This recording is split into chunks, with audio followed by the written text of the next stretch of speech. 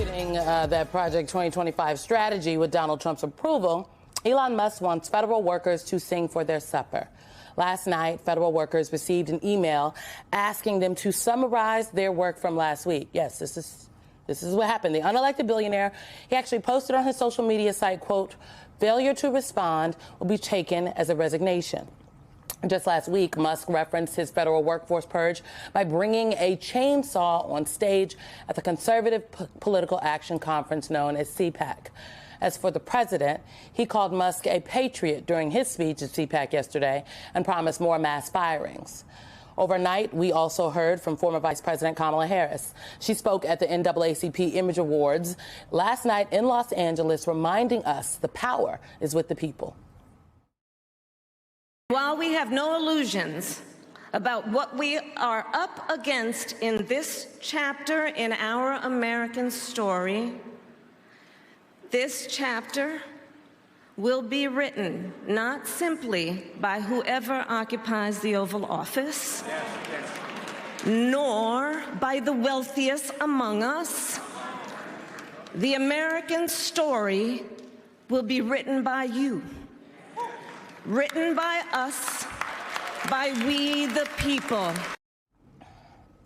And joining more of us today, we the people, is Corey Brett Schneider, professor of political science at Brown University. He's the author of The Presidents and the People, 5 Leaders Who Threatened Democracy and the Citizens Who Fought to Defend It. Also with us here in D.C. is Heath Mayo, founder of Principles First.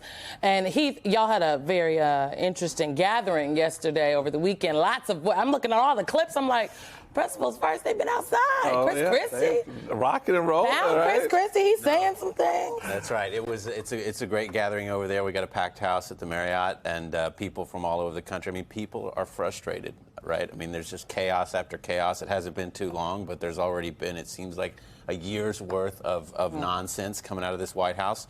So people, I think people have, after November, have kind of caught their breath and are ready to jump back into this fray because I think that's what it's going to take. Corey, I want to start with you on this idea that the government is our enemy. Your book talk about, presidents who have been a threat to our democracy. Some would argue we're living through that now, particularly when you consider what Trump had to say at CPAC yesterday regarding government firings. Let's take a quick listen. We have a very corrupt group of people in this country, and we're finding them out. We're removing all of the unnecessary, incompetent, and corrupt bureaucrats from the federal workforce. That's what we're doing. We want to make government smaller, more efficient. We want to keep the best people, and we're not going to keep the worst people. So the best people are only the people that suck up to Donald Trump. Let's just be straight up about that. What's your assessment of what we see happening in this purge, and now this nonsensical email from Elon Musk acting like we're in kindergarten? Tell us what you did last week. I've seen some very creative responses to that email over the last 24 hours. How do you assess this moment in the assault on the federal government by this president? It is an assault. The idea of American democracy is that we're governed by laws, and those laws are carried out by members of the civil service who take an oath, like the president, to preserve and protect the Constitution of the United States and to execute the law. And yet what this president wants to do is to replace that idea of democracy with one of total loyalty, not to the law, not to the Constitution, not to the idea of the United States, but to him. And that's really what this is about. This isn't about efficiency. It isn't about getting people to do their jobs. It's certainly not about ferreting out corruption. It's about taking people who are willing to enforce the law and replacing them with those who will simply do the bidding of the president, regardless of whether or not it complies with the law or not. Let's talk about those emails that were sent from the Office of Personnel Management. They were shared with NBC News. They asked employees to send approximately 5 bullet points listing what they accomplished this week, CCing their managers. They set a deadline of Monday at 11:59 p.m. Eastern. Notably, FBI Director Kash Patel instructed employees to pause any response to the email. State Department employees were told to do the same because, you know, you wouldn't want FBI secrets and State Department secrets in emails that then could be widely circulated. Will their incompetence be their undoing? I think so. Look, these guys don't really know what's going on. You know, they think they're cute. They think they're trolling. They think that this is an exercise in government by, you know, meme. And they think it's a real funny joke that these emails are being circulated and they're getting out there. And really, I think their aim is just to belittle federal workers.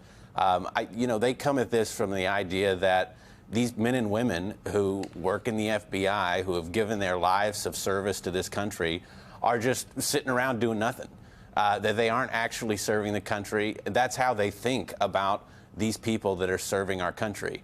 It's disgusting, quite frankly. It's indignant. It's insulting. And, you know, federal workers, you know, I don't know how they're going to really step through this, honestly. I feel for them. I don't know how you respond to an email like that. And certainly, to your point, the threat to classified information leaking out. I mean, you basically would have to just say, one, you know, redacted, two, redacted. I mean, you'd have to redact everything you're working on for some of these people. So it just doesn't make a lot of sense. It makes zero sense. That's why State Department employees were told by an ambassador in an email the department would respond on employees' behalf and that no employee is obligated to report their activities outside of their department chain of command. I guess you know, can we play what Vice President Harris had to say? Obviously, she was not responding to the firings, but I think this notion that we all in this moment, people across the country, particularly if you work in the federal government, you know, must be vigilant, need to step up. People are having to make very hard decisions. They really just want to go to work and do their jobs, yet they're now being thrust into all these different directions. I feel like what she had to say about liberty was important here. Let's take a listen. As the saying goes, eternal vigilance is the price of liberty. The price of liberty. To stay alert, to seek the truth, and to actively participate in the fight for America's future. Corey, there are people who work in the federal government all across the country who, again, right now are being thrust into the throes of politics when they literally just want to do their jobs. They have the President of the United States calling them lazy, claiming that all they want to do is play golf. I mean, I feel like he's projecting. He's the one always at the golf course. And their lives and livelihoods are at stake here. What do you say to people that are scared, that are wondering, well, what else can we do? It is so fundamental that they survive this assault on democracy. We're looking for heroes in this moment, and these civil servants who are really charged with carrying out the laws passed by the American people, by the way, the Clean Air Act, the Clean Water Act, they are on the front lines of trying to ensure that these laws will be respected and that they won't be run over by a wannabe authoritarian. And let's add it all up. There's going to be statement after statement, email after email, executive order after executive order, trying to wear them down, trying to destroy what Trump is calling the bureaucracy, what is really our law enforcement branch. And yet what they've got to do is see this for what it is, that when you add all these assaults up, it really is an attempted coup. It's not a violent coup, of course, but there are different kinds of coups. Political scientists talk about auto coups. And what an auto coup is when the president of the United States or a person in power tries to seize and rearrange the law so that it only serves that person, so it only serves Trump. And that's what's going on here, this attempted auto coup. How do you prevent it? You need those who are charged, the more than 2 million people in the executive branch, to carry out the law, to refuse to go along with illegal orders and an attempt to really destroy the system of American government, not just what Trump calls the bureaucracy. Heath, just suppose what Corey just said against the backdrop of Principles First meeting here in Washington this weekend, this gathering of Democrats, Republicans, independent voters, activists from around the country who are concerned but fed up. and want to do something. Talk a little bit about what you're hearing in the halls where you are relative to what Corey's just described. Yeah, I mean, look, the people in the halls where I'm at, it doesn't matter if they're Republicans, Democrats, Independents. They really are concerned that the fundamental principles that have always defined this country, the institutions that made America America, are under assault here. And it feels different this time, honestly, because he did get an electoral majority this time. So it feels like the country is losing touch with who it is and who we have always been. And so this firing of federal workers, I mean, these people, these are our neighbors. Right. These are not some deep state conspiracy. Some cabal. rando in the basement of some government building. An FBI agent coaches your son's T-ball team. Right. Somebody who works at the FAA is at the PTA meeting for your daughter's school. Right?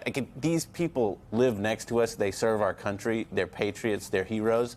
Is there ways to trim the fat in the federal government? Yes. Right. But you don't do that by disrespecting millions and millions of employees categorically across the entire government. Right. And so that's what I feel like people are concerned about that. They feel like that there's a meanness to this, a disrespect to their fellow citizens. And I think you've seen his disapproval numbers start to creep up a little bit.